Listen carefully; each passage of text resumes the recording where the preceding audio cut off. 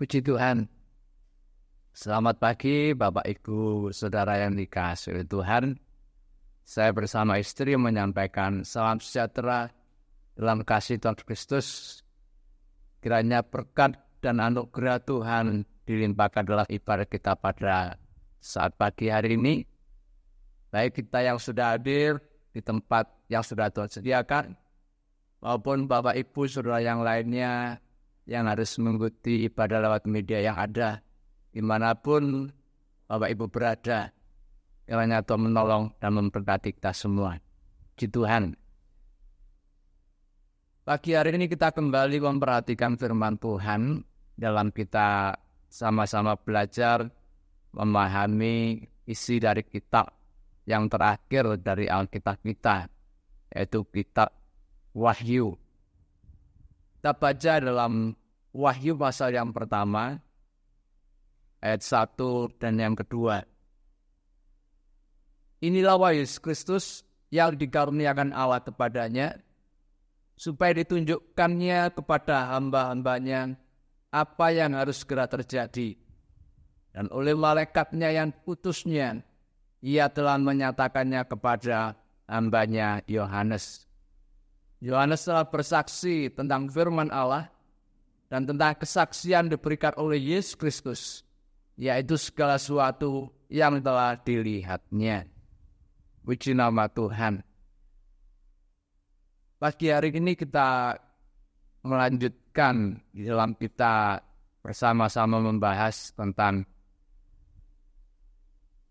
kitab yang ke-66 ini, di mana minggu kemarin kita sudah melihat bahwa Tuhan Yesus Kristus sebagai sumber wahyu itu menyatakan kepada para hamba-hambanya dengan berbagai cara, baik itu lewat penglihatan, ada yang dari mimpi, ada juga yang seperti Nabi Musa berhadapan langsung muka dengan muka dengan Tuhan, dan juga ada saatnya Tuhan berbicara langsung bisa didengarkan oleh hamba-hambanya. Dan juga ada yang seperti yang dituliskan dalam kitab Wahyu pasal pertama ini, Tuhan mengutus malaikatnya. Tuhan mengutus malaikatnya untuk menyatakan kepada Yohanes. Perlu kita pahami bahwa malaikat itu akan menyatakan segala sesuatu kalau malaikat itu mendapat tugas dari Tuhan. Dan apapun yang dikatakan oleh malaikat, kalau itu sumbernya daripada Tuhan, maka apa yang dikatakan malaikat itu pasti akan tergenapi. Dan inilah yang menjadi suatu patokan bagi kehidupan kita, di mana lewat kebenaran firman Allah, pada siapapun juga malaikat yang diutus oleh Tuhan untuk menyatakan wahyunya pasti akan tergenapi.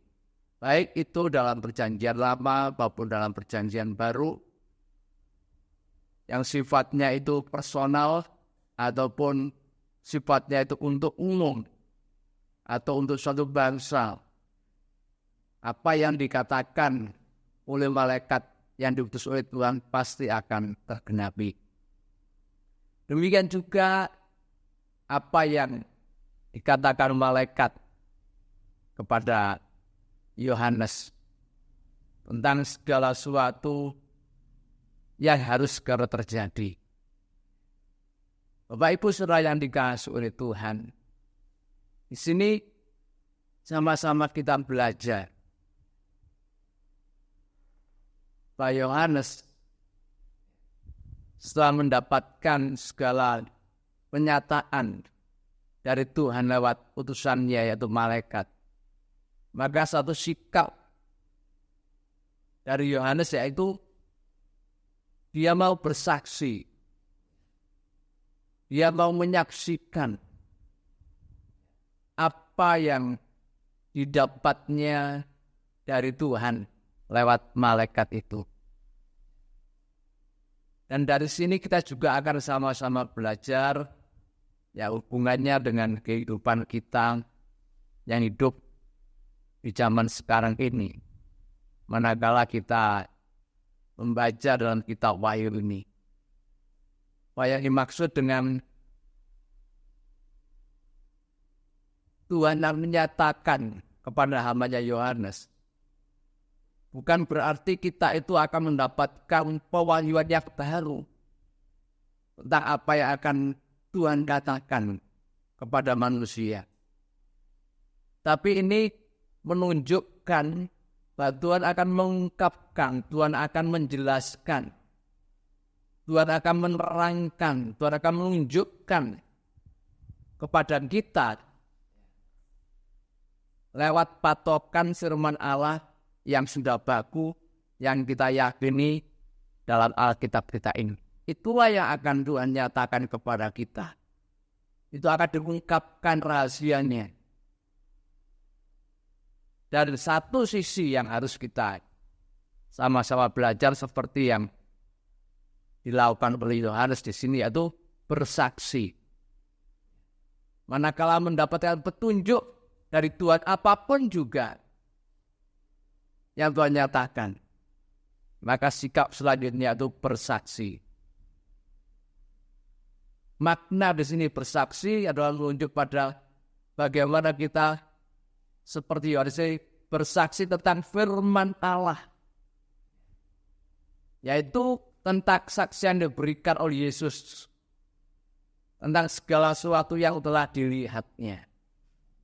Jadi Bapak Ibu yang dikasihi Tuhan, kalau kita melihat lewat kebenaran firman Allah ini, kita sama-sama belajar seperti yang tertulis dalam kitab Wahyu pasal 1 ayat yang kedua ini, bagaimana sikap Yohanes ini manakala ia mendapatkan pemahaman.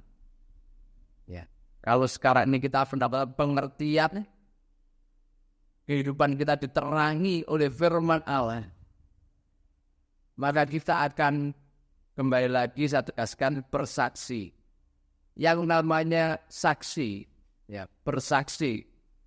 Kalau saya perhatikan dalam bahasa Yunani, itu dari kata marturio, ya, akar kata dari martus atau marturia, yang memiliki makna yaitu orang yang memberi kesaksian tentang segala sesuatu yang ia sendiri melihatnya.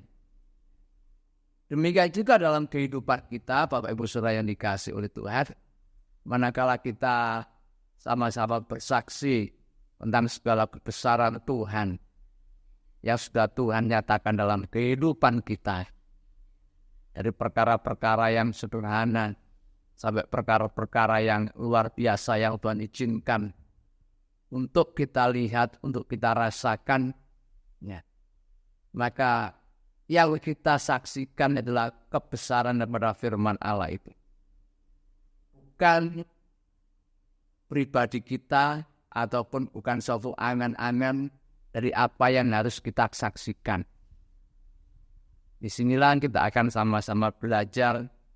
Kembali lagi kita akan sama-sama belajar manakala kita membaca dalam Wahyu pasal pertama ayat kedua ini, bahwa Yohanes telah bersaksi tentang firman Allah dan tentang kesaksian yang diberikan oleh Yesus Kristus, yaitu segala sesuatu yang telah dilihatnya. Pengertian yang dilihatnya itu segala sesuatu yang dialami, segala sesuatu yang dirasakan, bukan sesuatu yang diangan-angan atau bersaksi sesuatu yang dikarang, bahkan sesuatu yang sifatnya kita tuh menghayal. Bukan seperti itu. Yang kita saksikan dari firman Allah atau firman Allah itu yang bisa kita rasakan. Firman Allah yang sanggup menjamah kehidupan kita. Firman Allah yang bisa menolong, firman Allah yang bisa menyelesaikan, firman Allah yang bisa memberikan petunjuk dari setiap apapun yang Tuhan izinkan kita hadapi dalam kehidupan ini. Ini merupakan suatu pengalaman dari kehidupan yang bersaksi tentang firman Allah. Demikian juga yang dialami atau dilakukan oleh Yohanes ini, manakala Yohanes itu mendapatkan petunjuk lewat malaikat Tuhan yang diutus kepadanya. Di samping itu kita juga melihat bahwa Yohanes ini juga secara langsung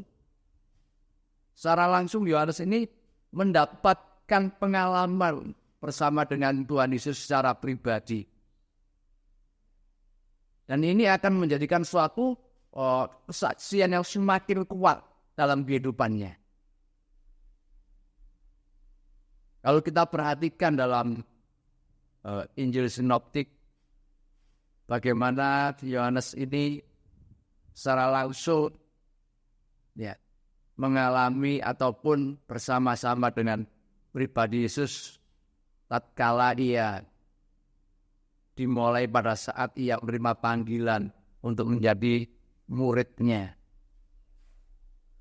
Ini kalau kita melihat dalam Injil Matius pasal yang keempat dari ayat yang ke-21 dan ayat 22, di mana awal-awal pelayanan dari Tuhan Yesus, Yohanes ini mendapat panggilan secara khusus menjadi pengikutnya. Dalam Matius pasal yang keempat, kita baca ayat yang 21 dan 22. Dan setelah Yesus pergi dari sana, dilihatnya pula dua orang bersaudara, yaitu Yakobus anak Zebedeus dan Yohanes saudaranya. Bersama ayah mereka Zebedeus sedang membereskan jala di dalam perahu. Yesus memanggil mereka, dan mereka sudah meninggalkan perahu serta ayahnya lalu mengikuti dia. Di sini kita melihat bagaimana kepekaan daripada Yohanes, manakala Yohanes ini langsung mengalami atau ada suatu pengalaman tersendiri bersama dengan Tuhan Yesus. Meskipun ini merupakan awal mula Yohanes bertemu dengan Yesus, tapi kita melihat bagaimana Yohanes ini memiliki kepekaan batinia yang luar biasa. Manakala dipanggil oleh Yesus, maka suatu respon yang sangat positif. Yohanes langsung mengikuti. Yohanes langsung meninggalkan perahu serta ayahnya. Dan itulah awal bagaimana Yohanes itu merasakan pengalaman yang terus-menerus bersama dengan Tuhan Yesus. Sehingga Yohanes bisa merasakan, bisa melihat dengan mata kepala sendiri bagaimana kebesaran, kemuliaan, dan keagungan daripada Tuhan Yesus yang telah memanggilnya menjadi pengikutnya itu. Bukan saja Tuhan Yesus memberikan hal-hal yang bisa dilihat secara mata lahiriah, secara jasmani, tapi manakala juga Yohanes melihat sesuatu yang supranatural.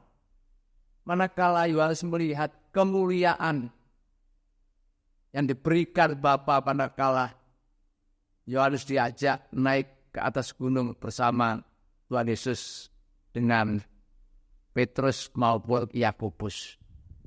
Situ juga Yohanes merasakan atau mengalami suatu pengalaman yang langsung bisa mendengarkan suara Tuhan. Di tengah-tengah kemuliaan itu terdengar suara, inilah anak yang dikasih kepadanya aku berkenan. Dengarkanlah dia. Itu suatu pengalaman yang luar biasa dialami oleh Yohanes.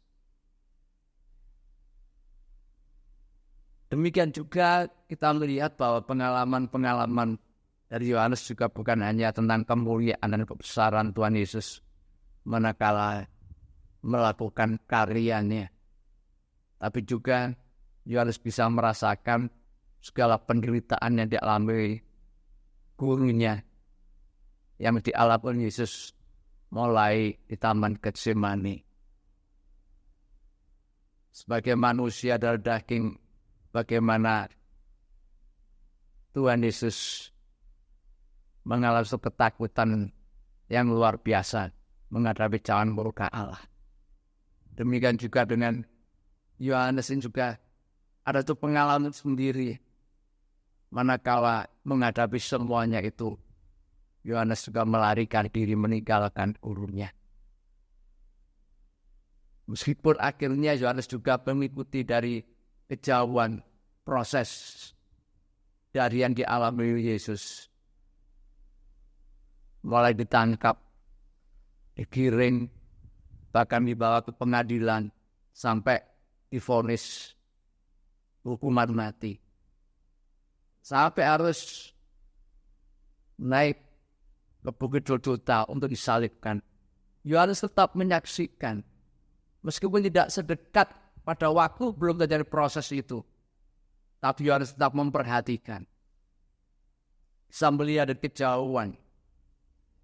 Artinya Bapak Ibu Saudara yang dikasihi Tuhan. Inilah suatu kenyataan, suatu kesaksian yang dialami oleh Yohanes.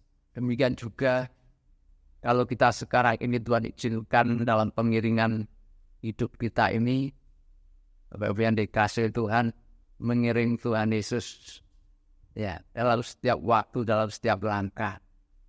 Bukan saja kita itu mensyukuri, mengagungkan manakala Tuhan nyatakan segala kemuliaannya lewat segala pertolongannya, lewat karyanya yang ajaib, yang luar biasa, lewat penghiburannya.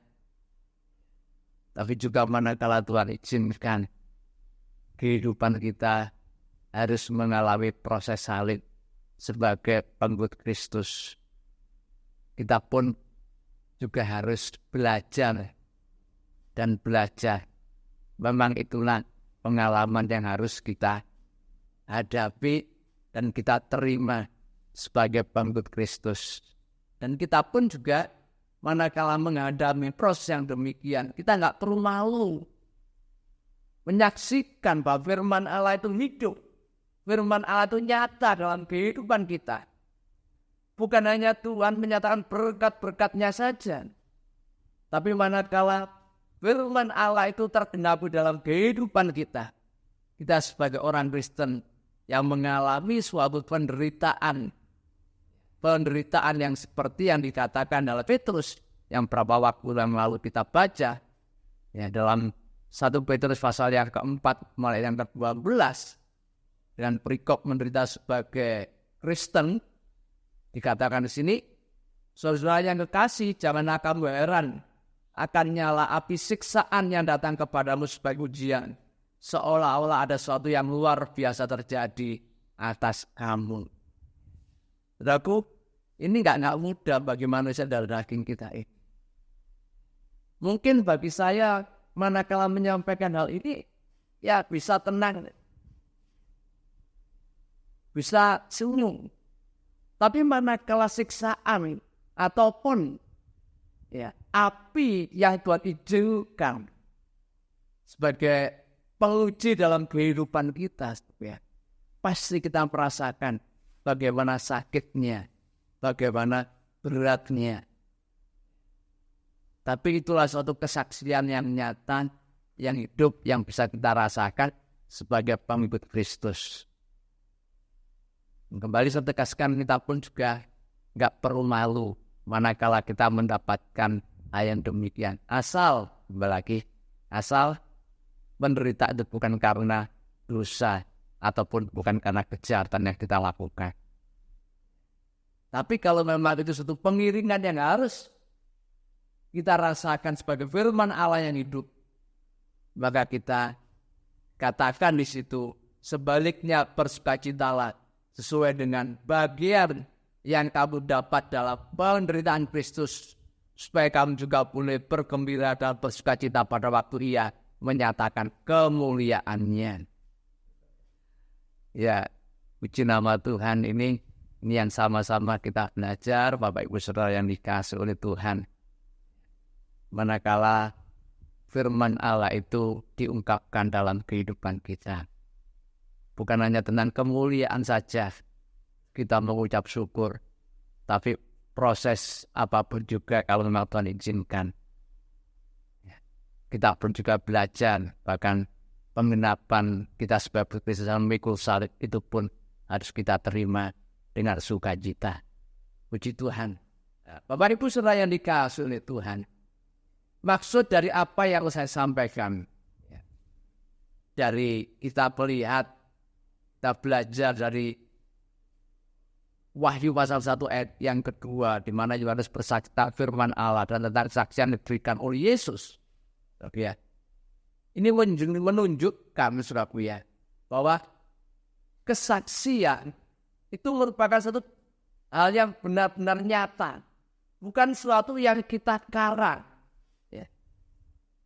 Termasuk apapun yang nanti kita dapatkan manakala Tuhan akan menyatakan sesuatu yang akan terjadi. Itu bukan hasil rekayasa ataupun khayalan kita semata-mata. Saya dengan tegas di sini dikatakan bagaimana Tuhan menunjukkan kepada hamba-hambanya apa yang harus segera terjadi. Dan dalam kitab Wahyu ini kita bisa melihat segala sesuatu yang Tuhan katakan lewat malaikat yang diutusnya itu memang sudah ada yang terjadi. Masalahnya sudah yang digenapi, tapi juga banyak yang belum tergenapi. Tapi saya memiliki keyakinan, apapun firman ataupun wahyu yang diterima oleh Yohanes di Pulau Patmos ini, cepat atau lambat pasti akan tergenapi. Di sini kita akan sama-sama belajar bagaimana sikap hidup kita ini, manakala kita mendapatkan kasih dan anugerah Tuhan,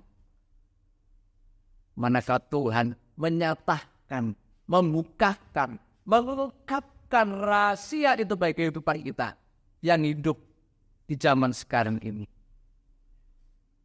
Sebabnya Bapak Ibu Saudara yang dikasihi oleh Tuhan, di sini kita akan belajar dan belajar supaya kita mendapatkan suatu pertolongan ataupun penghiburan juga kekuatan yang sumbernya daripada Allah sendiri untuk kehidupan kita bisa melakukan atau tetap tegak di dalam kehidupan kita menyaksikan kebenaran firman Allah itu. Seperti juga yang disampaikan oleh Rasul Paulus di dalam surat 2 Korintus pasal yang keempat ayat yang kelima mulai. Sebab bukan diri kami yang kami beritakan, tetapi Yesus Kristus sebagai Tuhan dan diri kami sebagai hamba-Mu karena kehendak Yesus. Ya, ini penegasan tentang apa yang tadi saya katakan tentang bagaimana kita tuh bersaksi tentang kebesaran, tentang kebenaran firman Allah itu. Bukan diri kami, katakan, bukan diri kami yang kami beritakan. Bukan diri kami yang kami saksikan. Intinya seperti, tapi Kristus itulah. Firman Allah itulah yang kita saksikan. Meskipun kita menghadapi segala apapun juga yang Tuhan izinkan dalam kehidupan kita. Seperti kalau kita melihat dalam pasal yang keempat mulai yang ketujuh sini, saudaraku ya. Dalam 2 Korintus pasal 4 yang ketujuh. Tetapi harta ini kalian punya dalam bejana tanah liat. Supaya nyata bahwa kekuatan yang melimpah-limpah itu berasal dari Allah, bukan dari diri kami. Dalam segala hal kami tindas namun tidak terjepit. Kami habis akal namun tidak putus asa. Kami dianiaya namun tidak ditinggalkan sendirian. Kami dihempaskan namun tidak binasa. Ini satu kenyataan. Bagaimana firman Allah itu mampu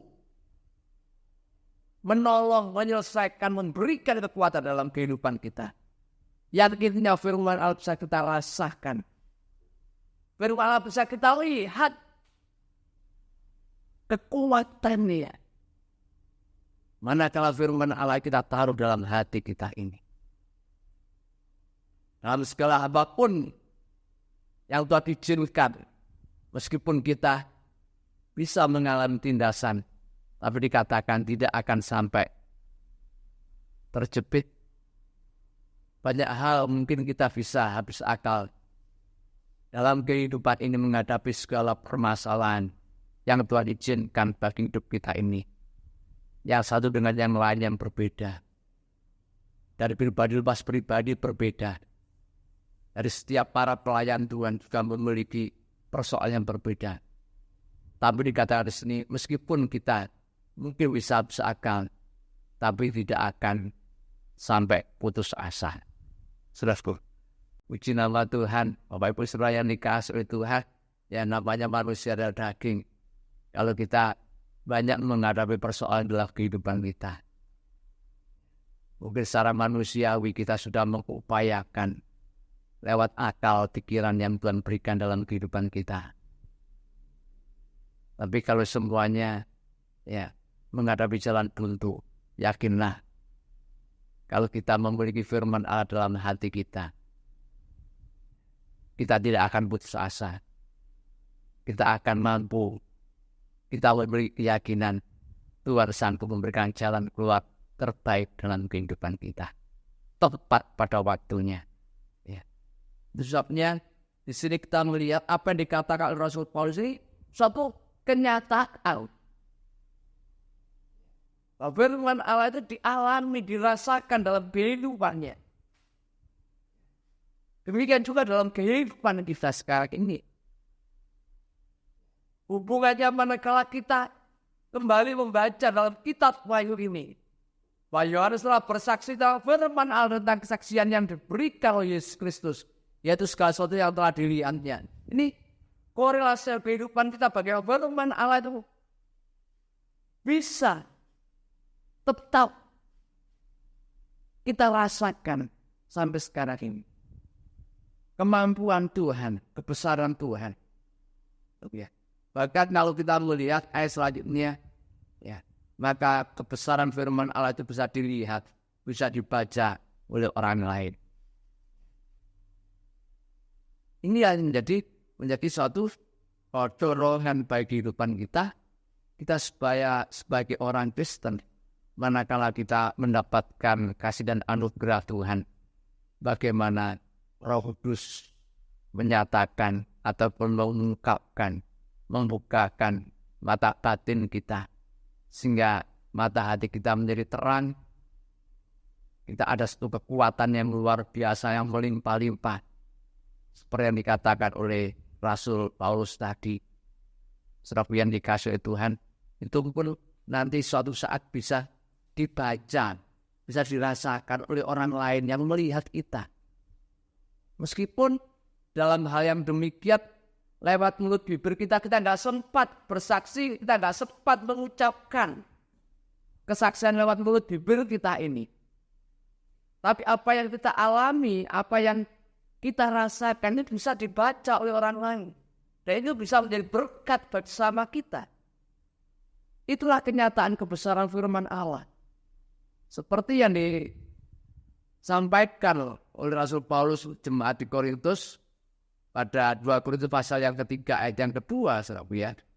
2 Korintus pasal 3 ayat yang kedua, kamu adalah surat pujian kami yang tertulis dalam hati kami dan yang dikenal dan yang dapat dibaca oleh semua orang. Karena telah ternyata bahwa kamu adalah surat Kristus yang ditulis oleh pelayanan kami. Ditulis bukan dengan tinta, tetapi dengan roh dari Allah yang hidup. Bukan pada lolo batu, melainkan pada lolo daging, yaitu dalam hati manusia. Di sini kita melihat dengan jelas bahwa dalam kehidupan kita ini kita bisa dilihat, bisa dibaca oleh orang lain. Ini merupakan kesaksian yang nyata. Meskipun mungkin kita tidak fasih di dalam bersaksi lewat mulut bibir kita ini, tapi lewat perilaku yang hidup. Karena kebesaran firman Allah yang menolong, yang menyelesaikan, yang memberikan ketenangan dalam kehidupan kita, yang memberikan damai sejahtera dalam hidup kita ini. Manakala Tuhan izinkan hal-hal yang tadi dikatakan sesuatu yang luar biasa sebagai api ujian terjadi dalam kehidupan kita, orang lain bisa melihat kemuliaan Tuhan. Sebenarnya Bapak Ibu Saudara yang dikasihi oleh Tuhan, mari kita sama-sama belajar bahwa tentang manakala seperti yang Yohanes rasakan tentang firman Allah itu hidup, itu pun bisa kita rasakan di dalam generasi kita sekarang ini. Seperti yang kita baca lagi dalam 1 Yohanes pasal pertama, mulai yang pertama. Apa yang telah ada sejak semula, yang telah kami dengar, yang telah kami lihat dengan mata kami, yang telah kami saksikan, dan yang telah kami raba dengan tangan kami tentang firman hidup, itulah yang kami tuliskan kepada kamu. Hidup ini telah dinyatakan, dan kami telah melihatnya, dan sekarang kami bersaksi dan memerintahkan kepada kamu tentang hidup kekal yang ada bersama dengan Bapa dan yang dinyatakan kepada kami. Apa yang telah kami lihat dan yang telah kami dengar itu, kami beritakan kepada kamu juga, supaya kamu pun beroleh persekutuan dengan kami. Dan persekutuan kami adalah persekutuan dengan Bapa dan dengan anaknya Yesus Kristus. Dan semuanya ini kami tuliskan kepada kamu supaya sukacita kami menjadi sempurna. Baik lagi dengan tegas saya sampaikan pada suatu kesaksian hidup yang menyaksikan firman yang hidup.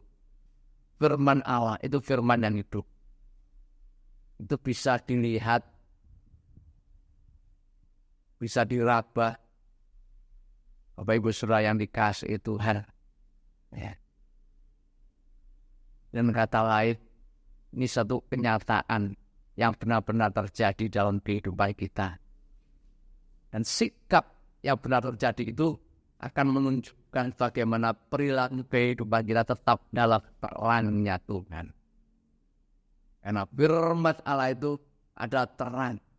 Dan ini berita yang telah kami dengar dari Dia.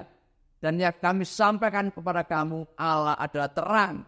Dan dalam Dia sama sekali tidak ada kegelapan. Ini menunjukkan bukti manakala firman Allah itu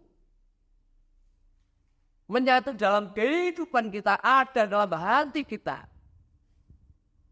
Maka terang dalam kehidupan kita itu akan semakin nampak. Terang ini pada satu perbuatan-perbuatan yang suci dari orang-orang kudusnya.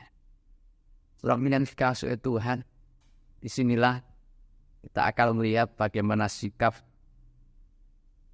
kita manakala kehidupan kita mendapatkan kasih dan anugerah Tuhan. manakala Tuhan mengungkapkan, manakala Tuhan menyatakan rahasia firman Allah dalam kehidupan kita, untuk menolong, untuk memberikan jalan keluar, memberikan penghiburan, memberikan damai sejahtera dalam kehidupan kita. Maka terang firman Allah itu semakin nampak dalam kehidupan kita. Jangan sampai terbalik, kita mungkin merasa mendapatkan sesuatu yang dari Tuhan lewat pembukaan atau ungkapan-ungkapan firman Allah. Tapi kalau perilaku dalam kegelapan, itu sesuatu hal yang sangat-sangat keliru, dan kita harus hati-hati dalam hal ini. Ya. Sehingga manakala kita, mata hati kita semakin diterangi, ya, itu menunjukkan bagaimana hidup kita juga semakin terang di dalam Tuhan. Bukan hidup dalam kegelapan atau dalam dosa.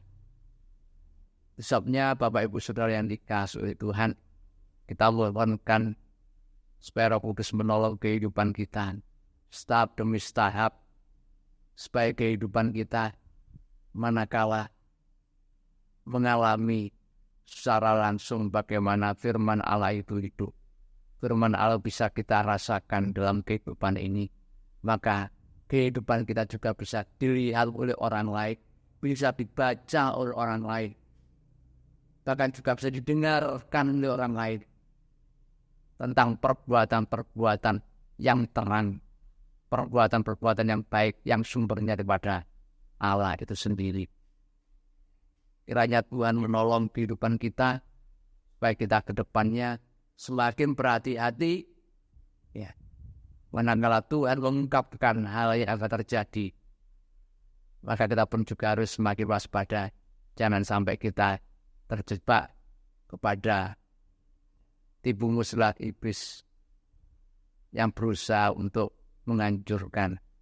Tapi kita harus tetap memiliki keyakinan kita akan diberikan kemenangan. Nama Tuhan muliakan. Amin.